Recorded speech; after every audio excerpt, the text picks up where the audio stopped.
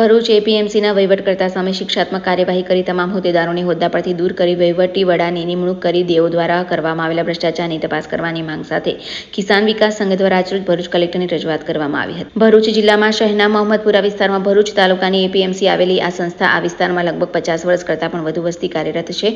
આ સંસ્થા કિસાનો માટે કામ કરે છે તથા કિસાનો દ્વારા ચૂંટાયેલા પ્રતિનિધિઓ દ્વારા વહીવટ કરવામાં આવે છે। આ સંસ્થામાં સરકારના પ્રતિનિધિ તરીકે ભરૂચ જિલ્લાના રજિસ્ટ્રાર, સહકારી મંડળીઓ તથા ભરૂચ નગરપાલિકાના પ્રમુખ હોય છે, પરંતુ ચૂંટાયેલી બોડી રૂલિંગ પાર્ટીની હોવાથી સરકારના પ્રતિનિધિઓ મીટિંગમાં હાજર રહેતા નથી તથા સરકારમાં રિપોર્ટ કરવાનો હોય છે તે કરતા નથી, જેથી ચૂંટાયેલી બોડીને ભ્રષ્ટાચાર કરવાનો લાયસન્સ મળી ગયું હોય।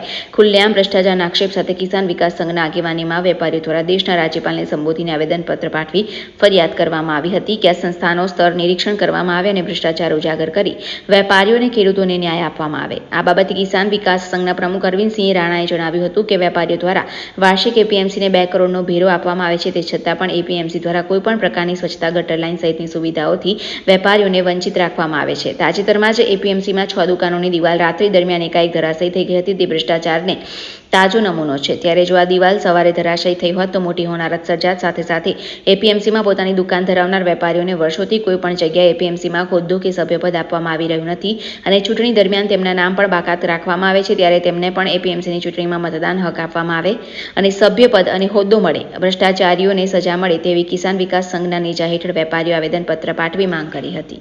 ભરૂચ મોહમ્મદપુરા એપીએમસી ભ્રષ્ટાચારનો અડ્ડો બની ગયેલું છે। તમે એપીએમસીની હાલત જુઓ, રોડ રસ્તા ખરાબ છે, બધી એપીએમસી પડી જવાની અત્યારે તૈયારી મને તો લાગે છે, કેમ કે ગઈકાલે જે ઇન્સિડન્ટ બન્યો, જે દિવાલ ધરાશયી થઈ, આ દિવાલ જો દિવસના પડી હોય તો તેમાં સેંકડો માણસો મરી ગયા હોત, તો એની જવાબદારી કોની? ખરેખર આ લોકોની સામે 308 મુજબ ગુનો દાખલ થવો જોઈએ।